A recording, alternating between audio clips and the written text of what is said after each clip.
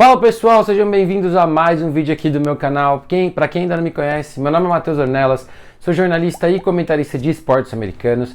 Antes de tudo, se você ainda não tiver inscrito, eu vou pedir para você se inscrever aqui no meu canal, deixar o seu like, o seu comentário, compartilhar esse conteúdo para que mais pessoas possam saber de futebol americano aqui do Brasil. Estamos chegando aí na marca dos 1.300 inscritos aqui no YouTube, então menos de 50 pessoas para a gente chegar lá. Quem puder me ajudar, eu agradeço pra caramba. Essa semana a gente vai ter outros conteúdos também de futebol americano, de beisebol. E inclusive eu já queria deixar antecipadamente uma pergunta para você. Se você quiser outros tipos de vídeo de futebol americano, que eu traga algumas análises, alguns comparativos, outros tipos de conteúdo que não sejam pré e pós, já deixa aqui nos comentários também o que vocês querem, que isso me ajuda pra caramba também a ter algumas ideias, a trabalhar algumas coisas. Vamos começar falando da Taça Nova de futebol americano. Tivemos a definição do primeiro finalista, né, União da Serra, lá de Caxias, venceu o Flamengo por 14-9, jogo que rolou lá no Sul, o jogo rolou no sábado à tarde, e assim, um jogo bem abaixo, né, do que acho que muita gente esperava, né. O União da Serra surpreendeu a gente sem nenhum dos americanos, né, chegou um pouquinho depois que eu pus o vídeo no ar, eu fui descobrir também que o Kicker também não ia para o jogo, apesar de ele estar na lista dos relacionados, não foi para o jogo. A equipe do Flamengo com suas novidades, mas um elenco que ainda precisa se ajeitar, ainda mais pela mudança de quarterback, né, que é talvez a mudança mais sentida de qualquer time, de qualquer nível de futebol americano. Mas no 14-9, o Flamengo que explorou muito o jogo corrido, né, com o Rômulo, quando tentou corridas mais simples, teve mais sucesso. Quando tentou utilizar ali muitos jogadores da OL fazendo pull, tentou algumas jogadas diferentes, a OL do Flamengo fisicamente não parecia pronta para um jogo assim, né? Acho que foi até a primeira vez em muito tempo que eu vi a OL do Flamengo não parecer tão dominante quanto ela pode ser, né? Tinha o Yuri ali, que é jogador da seleção brasileira, mas a OL é abaixo do que a gente sabe que pode fazer. O Rômulo, que é um running back muito físico, né? Que corre alto, então teve ali algumas corridas que a OL não encaixou legal, mas ele conseguiu produzir, mas que talvez se tivesse insistido mais no jogo terrestre um pouquinho mais simples, poderia ter tido mais sucesso. O André, né, que é o quarterback, parecia muito desconfortável jogando, menos de 30 jardas aéreas para ele, e apesar do passe para touchdown, até deixei anotado aqui, eu não me esqueci de anotar quem fez o touchdown aqui, acho que foi o Terra, mas apesar disso, quem ele mais procurou foi o Cebola, né, aquelas rotinhas mais pelo meio, né, Cebola tight end, é grande, consegue receber esse tipo de passe, mas no geral o André parecia bem desconfortável, né, no jogo. Tá ainda achando talvez o ritmo, né, com esse time, é o segundo jogo, se eu não me engano, que ele está sendo titular, né, desde a saída do Mamão. Então o ataque não conseguiu progredir por conta disso, né, a defesa fez um bom trabalho, limitou ainda mais o União da Serra do que a defesa do União da Serra limitou o Flamengo, mas tivemos muitos errinhos, né, do Flamengo como um todo, principalmente nos special teams, né. Primeiro um punch, né, que foi um jogador da equipe do Flamengo encostou na bola, acabou perdendo a posse, o União da Serra já começou ali a campanha na cara do gol e conseguiu fazer um touchdown, né. Depois o retorno para touchdown do Bertoluzzi após o Flamengo tomar a frente do placar do 9-6, né, com o field goal. Então um jogo com muitos erros da equipe do Flamengo, né. Algumas anotações aqui da própria equipe do União da Serra, né, só conseguiu 5 first downs, né, 28 snaps ofensivos, o Flamengo teve 50, 62 jardas totais com seu ataque, isso realmente é muito baixo, mas aí a gente tem que dar o mérito para a defesa, que conseguiu as paradas nos momentos certos, e para os special teams, que quando mais importou conseguiu recuperar a bola, conseguiu anotar um retorno para touchdown. Então é uma equipe que venceu muito na raça, né? Essa é a verdade, que quando a gente olha os stats do jogo, você pode imaginar que o Flamengo ganhou, mas a equipe do União fez um trabalho bom, né? E está na final da Taça Brasil, né? Isso que importa, mesmo sem seus americanos, conseguiu jogar um jogo bom contra um forte time, que é o time do Flamengo dentro do cenário nacional, que vamos esperar, né? Ver o que é esse Flamengo em 2023, se vai ter alguma chegada, se vai ter mudanças, para que esse time possa ser um time que vai brigar por playoffs como foi no ano passado. Passando agora para a próxima competição, vamos falar do Campeonato Gaúcho de Futebol Americano. Tivemos 2 jogos, mais uma vez os 2 favoritos venceram, né? O Pumpkins venceu a equipe do Erechim Coroados por 35-3, foi um jogo que eu achei muito bom, né, das duas equipes. O placar mostra talvez o que tenha sido no geral, mas foi um primeiro tempo muito bom, principalmente da equipe do Erechim, onde conseguiu ali manter o jogo equilibrado, mas a equipe do Pumpkins conseguiu controlar o jogo. Logo na primeira jogada do seu ataque teve um touchdown terrestre do Emmanuel, teve ali um revezamento dos seus quarterbacks, né? A gente viu 2 quarterbacks jogando, o Nicholas começando, né? O Nicholas que era o quarterback principal da equipe, pelo que me falaram, e tá ganhando ritmo aí pós uma lesão. Pietro entrou no meio do terceiro quarto até o final e também entrou bem, 2 passes para touchdown, fez um jogo ali com menos amostral, mas conseguiu produzir bem. O jogo aéreo fluiu bastante, no começo do jogo estava engasgado, eu acho que passa um pouco sobre esse entrosamento do quarterback com seus recebedores, achar o ritmo de jogo e tudo mais, mas o time foi se achando bem, conseguiu ali 4 passes para touchdown, o jogo terrestre foi bem dominante. Eu anotei aqui, né, o Theo, né, que teve 8 recepções, mais de 100 jardas e 2 touchdowns na partida. A defesa com grande trabalho, 4 interceptações e o mais importante para mim, talvez para os números não tanto, mas mais importante para mim foi a adaptação dessa defesa ao jogo. A equipe do Erechim Coroados teve 2 primeiras campanhas muito boas. Conseguiu um field goal, inclusive na primeira, né? Saiu vencendo por 3-0, porque teve um jogo aéreo com o Ibrahim, que mostrou muito a que veio logo de cara, né? Passes longos, tentando esticar bastante jogada, e que veio ali para tentar surpreender mesmo no começo do jogo. A adaptação rápida da equipe do Pumpkins foi mandar mais gente para pressionar o quarterback. E parece bobeira, mas não é. Porque você começou a mandar 5, situações mandava 6, e isso apressou o Ibrahim, os passes começaram a não sair com a mesma qualidade, a defesa teve a obrigação ali de ser mais rápida na marcação, principalmente da sua secundária. Isso proporcionou para os jogadores da secundária mais marcações homem a homem, e quando o passe é apressado nesse tipo de marcação, você tem mais chances de conseguir uma interceptação, porque a chance do passe um pouco para frente, para trás, não ir na direção certa, ou do receiver ainda não está pronto para receber aquela bola, ainda não está olhando, e você está olhando para o quarterback indiretamente, você consegue se reposicionar e conseguir fazer essa interceptação. Então 4 interceptações da equipe do Pumpkins.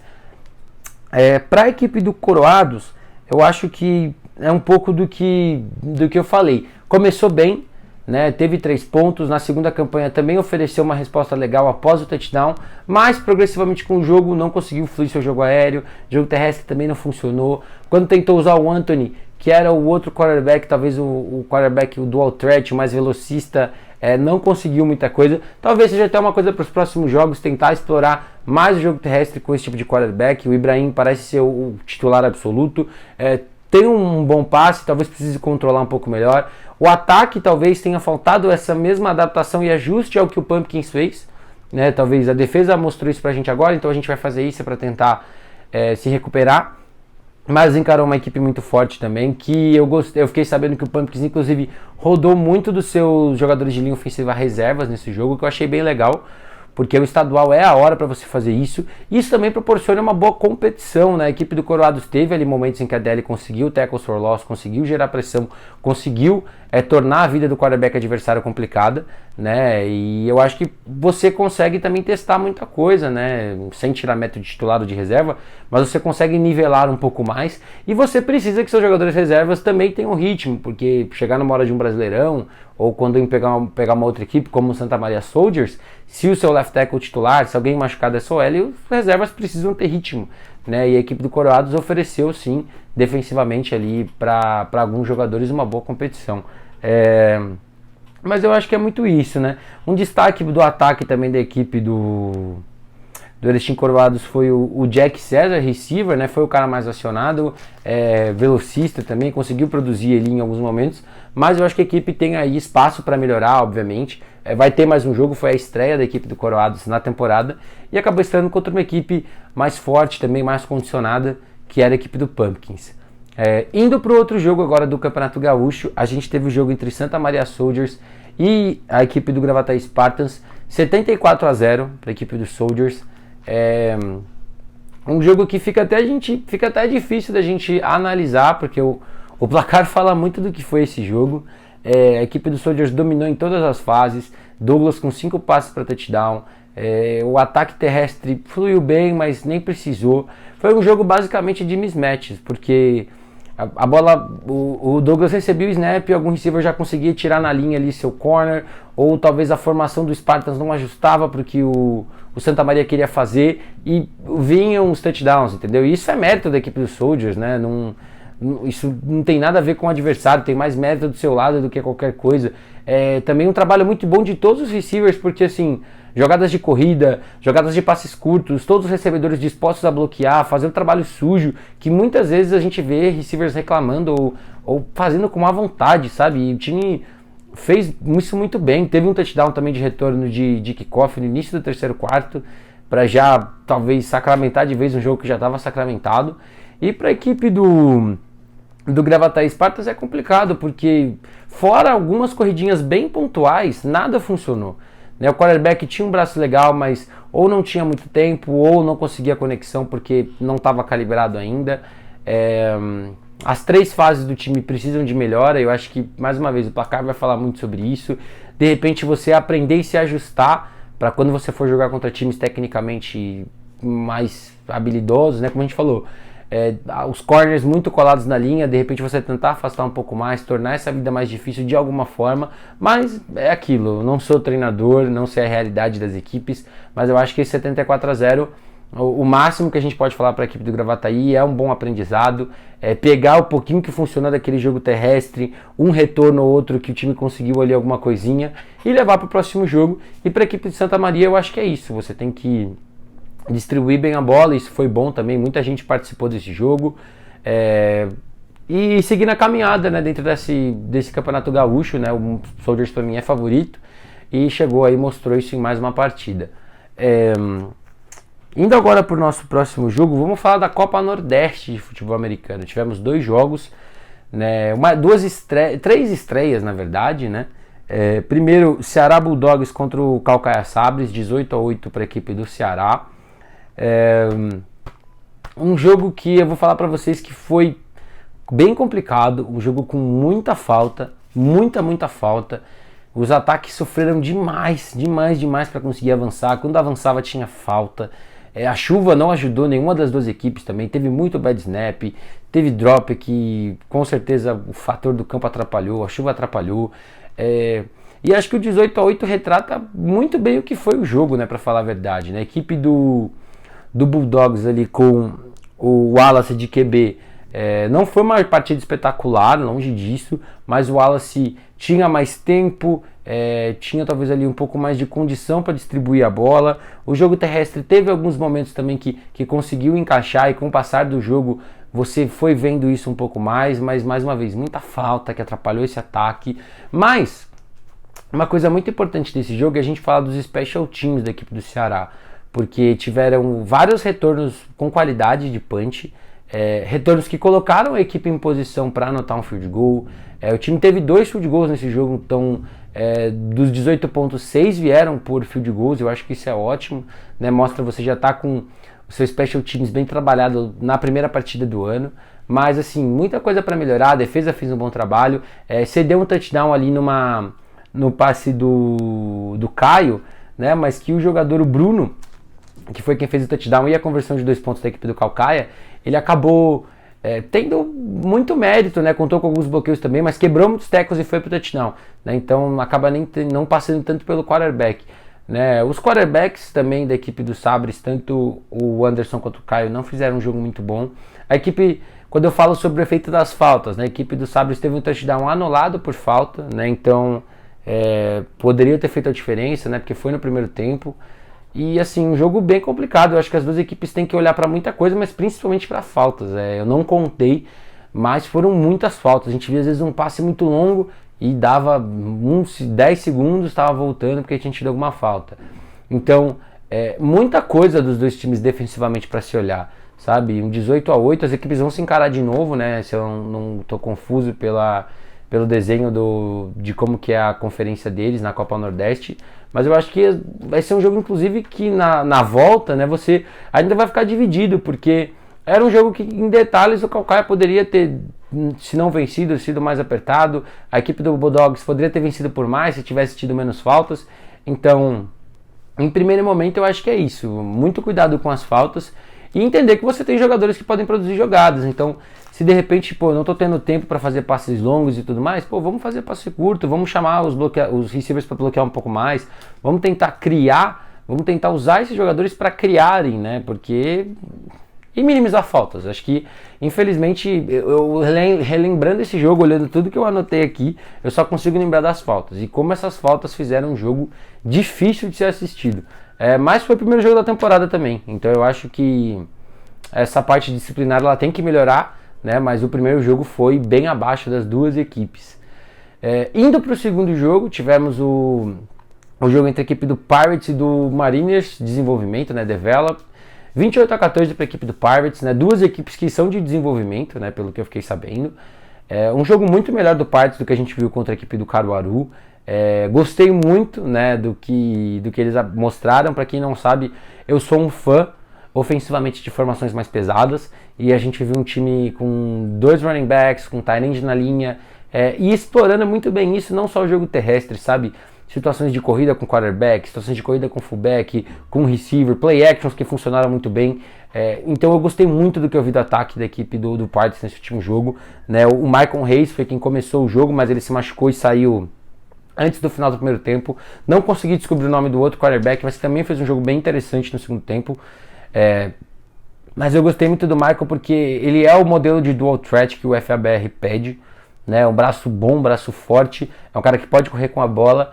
E eu acho que é um cara que a equipe do Pirates já pode ficar de olho para o segundo semestre, se tiver bem, né? Espero que não tenha sido nada grave a lesão dele, mas que mostrou um potencial bem legal. Eu acho que esse é o importante também de um time de desenvolvimento, né? Você achar esses caras, né?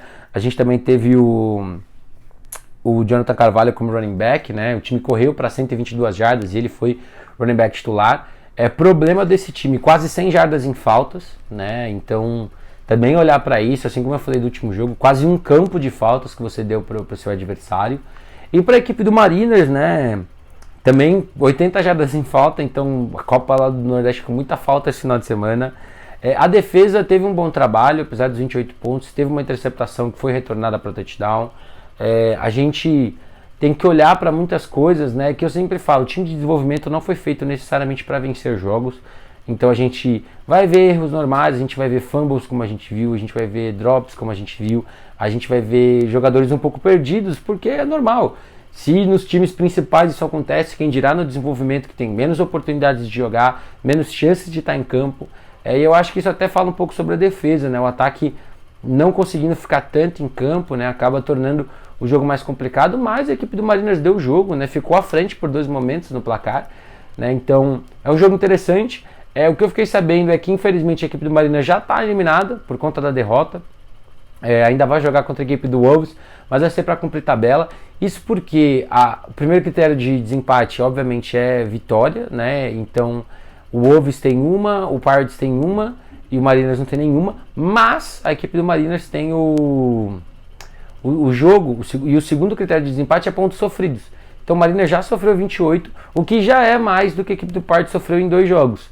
Então, por conta disso, o Mariners já está eliminado, né? Então vai cumprir tabela contra o Wolves. O Wolves se classifica se vencer ou se perder por menos de 16 pontos, né? Então é o jogo que tem importância para a equipe do Wolves, para o Mariners é para cumprir tabela, mas é mais uma oportunidade de você rodar muita gente, porque a gente sabe que o time vai jogar na BFA e você precisa rodar essa galera para compor um elenco também, de repente alguém aí que possa destoar. Vamos falar agora do Campeonato Mineiro, um jogo que rolou no Campeonato Mineiro. Pouso Alegre Gladiadores 20-0 no Uberlândia Lobos.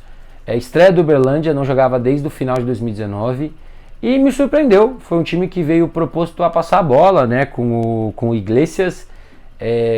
Não teve tanto sucesso, teve alguns momentos que conseguiu conectar passes, mas é um time que se propôs a ser muito aéreo logo de cara, né, e isso é complicado dentro do FABR, né.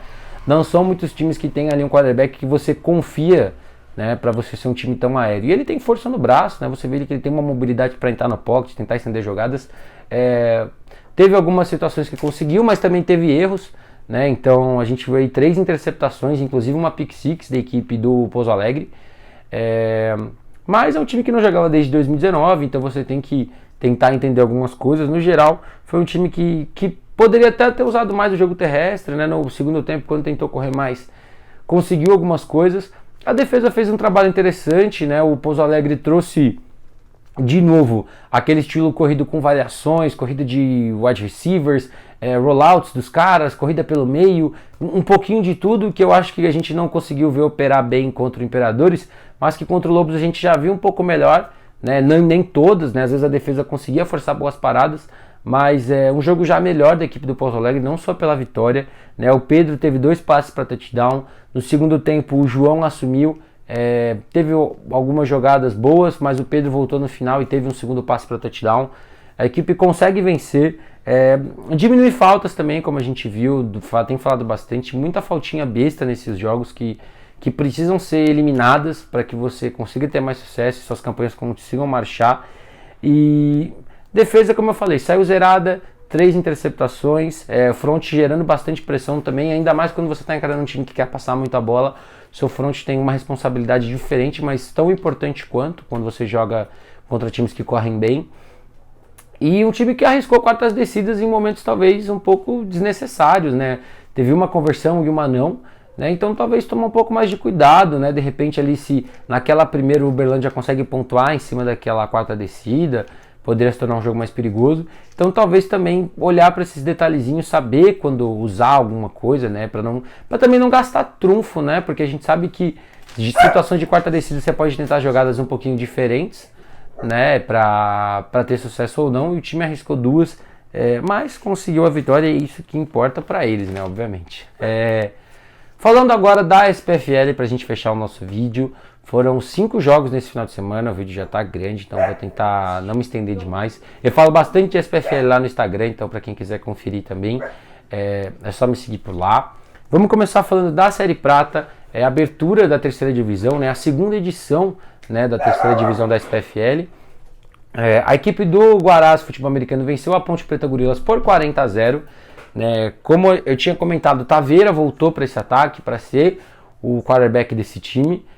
Fez um jogo bom. O Taveira é um modelo de quarterback bem das antigas, vamos dizer assim, para o futebol americano historicamente, que é um cara mais grandão, que não vai correr com a bola, que é o cara que é o true pocket passer, né, que é o cara que realmente ele vai ficar dentro do pocket, vai passar. Teve até uma jogada que ele ia tentar correr, ele acabou se atrapalhando e não conseguiu nada. Mas a equipe do Guarás só dá para falar coisa boa, né? 40-0, Felipe correndo bem com a bola, OL funcionando bem. A gente teve 2 touchdowns do Taveira, né, de passe. A gente viu o Ivan, né, que foi um jogador que eu gostei, né? Teve um fumble forçado, um jogador que jogou como níquel ali, fez um grande trabalho na minha opinião. A defesa dificultou a vida da Ponte em todos os snaps, a verdade é essa. Então a gente teve um ataque que fez tudo o que a gente imaginava, né? Um ataque que passa bem a bola, quando quer correr, corre bem com a bola, quando quer passar também tem sucesso. Para a equipe da Ponte, é uma equipe que segue se desenvolvendo, voltou a competir nos regionais do meio para o final do ano passado. Gostei da estratégia de ter o Tião como running back, né? Ele era DL, se eu não estou enganado. E por que eu gosto disso? Porque ele é um cara que ele fisicamente ele vai ganhar jardas. Então, de repente, se a OL não tiver o melhor desbloqueio, se tiver um marcador na frente dele, ele pode ser um cara que vai quebrar esses tackles, que vai conseguir ali 1, 2, 3 jardas ali na base da força bruta. E essa pode ser a solução em alguns momentos, né? Nesse jogo contra uma equipe como o Guarás acabou não encaixando muito, apesar dele ter tido boas corridas em alguns momentos, né? Mas o jogo aéreo da Ponte não encaixou. A defesa sofreu muito, né? Com coisinhas básicas que o time precisa se ajustar, né? Vi ali algumas situações de jogadores da linha defensiva um pouco perdidos em play action. A secundária também pode melhorar bastante. E as duas equipes ainda encaram o Assis, né? O Assis que é a grande incógnita, porque é um time que eu nunca vi jogar, né? A gente viu algumas coisas aí do campeonato adaptado que eles tiveram, né? Que era com menos jogadores, mas as duas equipes ainda encaram o Assis, né? Eu acho que o Guarás encara primeiro, inclusive, e vamos ver o que esperar, né? Desses dois times, né? O Guarás para mim é o favorito da Série Prata, e esse primeiro jogo confirmou um pouco disso, né, do que eu estava esperando. E para a Ponte é seguir desenvolvimento, é seguir trabalhando, seguir achando peças para que seu elenco seja maior e melhor com o passar do tempo. Falando agora de Série Ouro, vamos começar com Storm 12, Monsters 3. Primeira vitória da Tempestade na Série Ouro, o time que foi rebaixado no ano passado. Um time que eu esperava um pouco mais, eu não vou negar, pelo que eu vi, né, dos 2 jogos de pré-temporada, contra o próprio Guaraz e contra a equipe do Caraguagus Chip, esperava um pouco mais. E a defesa fez um grande jogo, não cedeu nenhum first down, né, então defensivamente não tem o que falar. Os 3 pontos que o Monsters fez foram em uma situação que o ataque sofreu um fumble já na red zone e o Monsters não caminhou, mas anotou um field goal com o Lombriga também. Destaque pro kicker da equipe do Monsters, que está há alguns anos aí já no cenário e é um cara que geralmente faz um bom trabalho como kicker e como punter. Então foi inclusive quem fez os únicos 3 pontos da equipe. Mas pro ataque de Storm eu acho que a palavra é desenvolvimento, porque a gente viu erros, né, nos 3 pilares, né, QB, OL e receivers, né, os running backs fizeram um bom trabalho, né, eu acho que quando tiveram oportunidade conseguiram produzir, mas a gente viu o João, né, que é o QB, o Gustavo na verdade, que teve uma melhora do que a gente viu ano passado, mas ainda errando alguns passezinhos que a gente espera que ele melhore, e vale lembrar que ele é um jogador teoricamente sub-20, então eu acho que a gente tem que parar com uma coisa que a gente ouviu muito ano passado com outros caras, de que tal jogador não pode ser jogador de tal time, não dá para futebol americano, sendo que a gente está falando de um garoto de 19, 20 anos, que ainda tem muito futebol americano pela frente. Né? E assim, a gente já viu melhora do que a gente viu ano passado, mas ainda dá para desenvolver mais. Corpo de recebedores, muitos drops, o Esguicho fez um touchdown, o Vergara, ex-Corinthians Steamrollers, estreou pelo Storm e fez o outro, o cara que pode ser uma referência vertical dentro desse ataque por conta da altura, mas é um ataque que ainda tem muita coisinha que pode melhorar. A defesa, como eu falei, um trabalho espetacular, né, contra a equipe do Monsters, que, como eu imaginava, né, o ataque com a saída do Noé não tinha muito a oferecer em primeiro momento. O Afonso está como quarterback nessa temporada, né, um cara que não é um exímio passador, mas tem seus momentos. Correndo com a bola, poderia ter tido um pouco mais de sucesso, mas acho que ele correu muito para lateral e menos vertical, quando poderia ter tido um pouco mais de sucesso. A defesa fez um bom trabalho, né? Eu acho que, como eu falei, tiveram situações em que a secundária deu espaços para o Storm receber passes e eles acabaram dropando, mas contra o jogo terrestre fez um bom trabalho, manteve a equipe do Monsters no jogo por muito tempo, né? Essa é a verdade, mas é um ataque... No geral, é uma equipe que tem que se desenvolver ainda mais do que o Storm, né? Perdeu sua principal peça no ano passado, perdeu jogadores durante o ano passado, como eu falei, e é um time que precisa achar essas peças, dar ritmo para novato, então acabou sofrendo aí nesse jogo contra o Storm. O jogo que rolou lá no Tatuapé, inclusive, achei muito legal isso. O Monsters conseguiu fazer um jogo por lá, falaram que a torcida estava bem presente, então fiquei muito feliz por o jogo ter rolado aqui na cidade de São Paulo e ter rolado aí em um lugar de tão fácil acesso para todo mundo. No outro jogo do grupo, a gente teve Sorocaba Vipers e Guarulhos Rhinos, Vipers 18-8, um jogo que foi dentro do que eu esperava, mas demorou demais para acontecer o que eu esperava. Talvez essa seja a melhor explicação. O Vipers fez seus 18 pontos no quarto e último período e conseguiu isso usando bem o ritmo, a força física da sua L e usando um estilo de jogo de corrida que a gente já tinha visto no ano passado. A diferença é que, ao invés do branco, o JP está nesse backfield, né? O JP que fez um jogo sensacional, né? com 2 touchdowns, e foi o cara que foi realmente o principal corredor da equipe. Até entrevistei ele, brinquei com ele lá no final do jogo, mas demorou, né? O primeiro tempo a defesa do Rhinos conseguiu se ajustar durante as primeiras campanhas, fez um bom trabalho a defesa do Rhinos.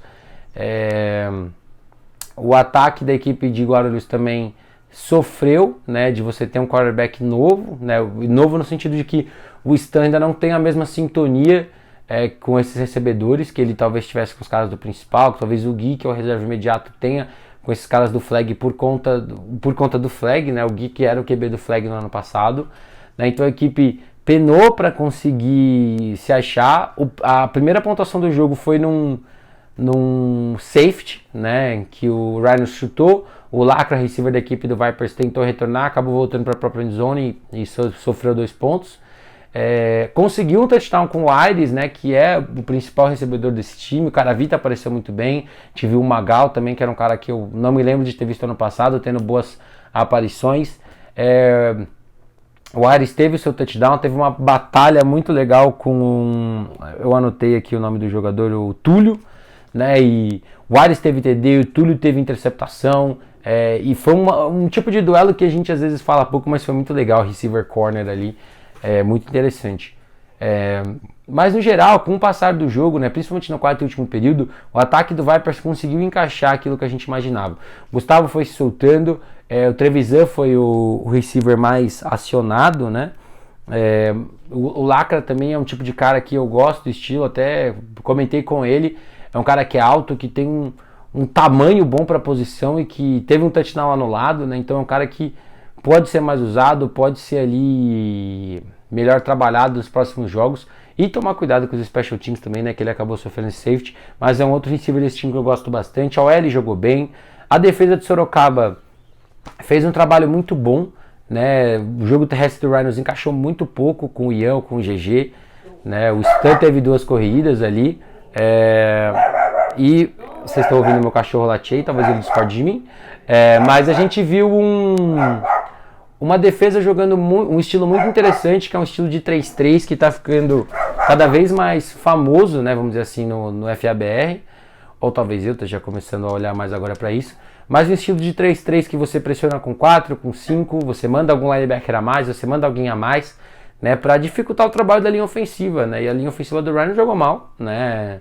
Eu falava antes da temporada começar que era uma preocupação para mim, porque na Série Prata também já não tinha sido uma linha ofensiva que tinha se destacado, né, e sofreu, né, contra o Vipers. O Stan foi pressionado muitas vezes, foi sacado, e isso acaba também atrapalhando um pouco mais para que um quarterback do estilo dele, que é mais de ficar dentro do pocket, apesar dele ter tido uma corrida ali para first down, uma outra corrida desenhada, não é o quarterback que você vai imaginar que vai pegar a bola e vai correr. Então ele vai precisar melhorar. Mas eu acho que a equipe do Rhinos Academy deixa até uma melhor impressão do que muita gente imaginava. Bateu de frente até o quarto período contra um dos favoritos da Série Ouro, né? E vamos esperar, né? Essas equipes ainda encaram Monsters e Storm. E para mim os dois times são favoritos contra os dois de lá, né? E ficam, eu acho que com mais conexão do Stan com esses caras, o time tem muito a ser melhor. Falando agora de Série Diamante, vamos falar de o jogo entre a equipe do Vikings e o Moro Lacerda Dragons, 37-2, né? Tivemos a atualização do Power Ranking, inclusive. O Dragons virou meu time número 2, o Vikings virou meu último do Power Ranking. Vendo esses dois jogos, eu espero que a galera entenda porque isso aconteceu. Se não, pode deixar aqui nos comentários que a gente conversa. Inclusive tem o Power Ranking 100% atualizado lá para vocês darem uma olhada. A defesa do Dragons fez um trabalho muito bom nesse jogo. Conseguiu 16 pontos aí, né? Duas pick six e um punch bloqueado. Então aí metade dos pontos basicamente vindo da sua defesa, né? Um jogo muito bom. É uma defesa que fez um grande trabalho. O Novato teve o Novato teve duas ints, uma pick six e foi ele que bloqueou o punch, né? Então foi um jogo muito, muito bom aí do jogador da secundária. No ataque, Klaus, chovendo molhado, 3 touchdowns, 104 jardas totais, e é um cara difícil de marcar, é um cara que você pode usar para correr com a bola também ali, numa jogada diferenciada, né, fazendo motions. O Renatinho não fez um jogo muito bom, menos de 40% dos passes completos para ele, 6 de 16, teve 2 touchdowns, mas teve uma interceptação e sofreu um safety, né, os primeiros pontos da equipe do Vikings veio por um safety, que ele acabou forçando o intentional ground, né, dentro da end zone. E acho que foi isso, né? Um time que está muito equilibrado, né? O ataque está fluindo bem, a defesa está jogando bem. E vai ser muito interessante que o próximo jogo do Dragons é o Rhinos, né? O Rhinos que vem aí de um empate contra a equipe do Spartans, que a gente vai falar já já, né? Então eu acho que vai ser um jogo muito, muito legal. E com a vitória, né, o time pode se encaminhar para a liderança do grupo, né? Minha matemática agora não vai me ajudar, mas eu acho que se ganhar da equipe do Rhinos, fica muito difícil de perder a liderança, né? E tem que fazer a matemática certinha, mas fica aí com 3-0 já se conseguir vencer o próximo jogo.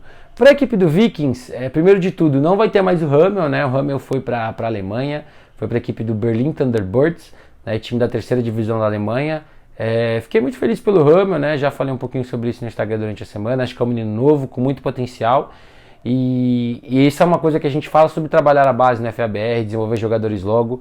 é que esses caras cada vez mais novos podem ter chances de ir para fora ou podem se desenvolver mais, né? Sei que não é o ideal, né, que o cara saia do seu time, mas para cada um cara que vai, outros vão ficar. Então é um exemplo de jogador que tem que ser desenvolvido. Mas o ataque não funcionou legal, nem ele nem o Renatinho conseguiram jogar bem. Só 5 force downs no jogo, 2 deles sendo por faltas, né? Então isso fala muito do que foi o desempenho. Defensivamente, eu gostaria de falar que esse time do Vikings não está jogando tão mal assim. Teve um apagão no segundo quarto, onde o time sofreu ali 30 pontos, mas a defesa fez um jogo ok, né? Conseguiu forçar um safety, foram menos de 100 jardas terrestres cedidas contra um time que corre muito bem com a bola, que tem uma boa L, que tem 2 bons running backs, que encarou um jogador especificamente, o Klaus, que é muito bom, né? Que conseguiu ali em algumas situações passes longos e tudo mais.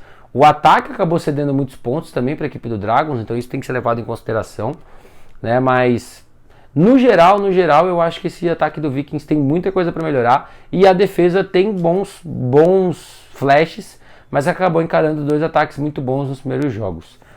Para fechar de vez o nosso vídeo, vamos falar de Rhinos e Spartans 14-14, empate, né? Muita gente foi pegar de surpresa, inclusive eu, né? Uma mudança para esse ano da SPFL, né? Que jogos empatados na temporada regular terminarão empatados, a gente não vai ter prorrogação como a gente teve ano passado, só nos playoffs, obviamente. E foi um jogo que foi muito bom, né? Eu errei o palpite, achava que o Rhinos ia ganhar, com o Spartans oferecendo uma boa briga, mas ofereceu uma briga ainda melhor, né? A ponto de empatar o jogo. A estreia do Mamão, estreia de muitos caras dentro do elenco, estreia do Sagaz como head coach.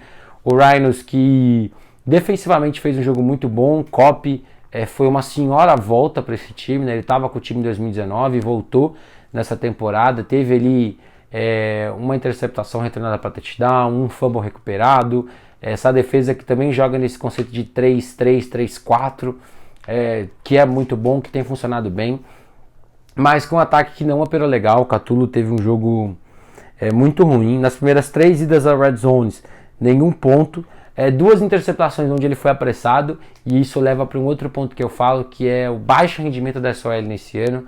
Tanto para o jogo terrestre, como a gente viu contra o Vikings, quanto para o jogo aéreo. Nesse jogo que a gente viu, o Rafa jogou muito bem na defesa do Spartans e gerou muita pressão, mas não só ele, outros caras também. O interior da linha jogando bem, o Lino jogou bem, o Chucrute jogou bem, os linebackers fizeram um bom jogo, né? Carneiro, Marrento, Manuccelli, todos os caras conseguiram ter momentos ali. E o corpo de recebedores realmente, sei que talvez pareça uma desculpa para alguém que ouça e tudo mais, mas chega um momento que a gente tem que falar que o time tá sem 4 caras aí muito importantes, né? Bigode, Domingues, Paulinho e o Ceia, né, que poderiam ser considerados inclusive os 4 titulares. Perdeu o Quinho e o Di durante o jogo, né? O Quinho é running back, mas contribui para o jogo aéreo. Então você perdeu 6 caras ali que podem contribuir com o seu jogo aéreo. Então isso acabou dando espaço para o Jesus aparecer um pouco mais. Jesus está voltando de lesão, conseguiu aparecer, teve recepções importantes contra o seu ex-time, né? A gente viu o Sartori tendo mais repetição, o Toquinha também aparecendo, como a gente viu no último jogo, mas um time que perdeu aí 4 caras antes do jogo começar e mais 2 depois que o jogo começou. Então é inevitável que em algum momento ali você sofra pela falta desse talento todo que você tinha no ataque. O Spartans, que não tem nada a ver com isso, né? Viu o Mamão aí no seu primeiro jogo também sofrer 2 interceptações, mas que teve um jogo melhor do que eu esperava. A conexão com o Mega eu já imaginava, porque eles jogaram juntos no Flamengo ano passado, então já tem aquela conexão, ele sabe como usar o Mega, inclusive os 2 touchdowns foram do Mega em situação óbvia de passe, goal line ali, não tem jeito. O Mega é um dos melhores caras do Brasil quando se trata desse aspecto do jogo, a goal line. Mas a conexão com o Yuri e a conexão com o Cadu funcionaram muito bem. O jogo terrestre com o Sheik funcionou, né? Porque o Sheik é um cara muito explosivo, é um cara que quebra tackles, então é um cara que vai produzir. Com o Salatiel e o Bruno acabou não funcionando tão bem, né? E eu acho que isso pode ser um ponto a ser melhorado nos próximos jogos, né? Só ele que tem aí Brandão, Taylor, de novidades. A gente viu outros 3 caras ali que já estavam, Delacla, o Freitas, o Léo, né? O Léo Freitas e o Sampaio, que é o left tackle, né? Mas que dá para melhorar esse jogo terrestre para que o time consiga também usar mais disso. E a defesa teve novidades de última hora, né? O Pita chegou para ajudar nessa defesa, ex-linebacker que estava no Palmeiras, mas o time já contava com muita novidade, né? Xuxa para DL, o Rafa de volta, Renatão de volta. Para o corpo de linebackers chegou o Sheik, chegou o Brisante, chegou o Pita.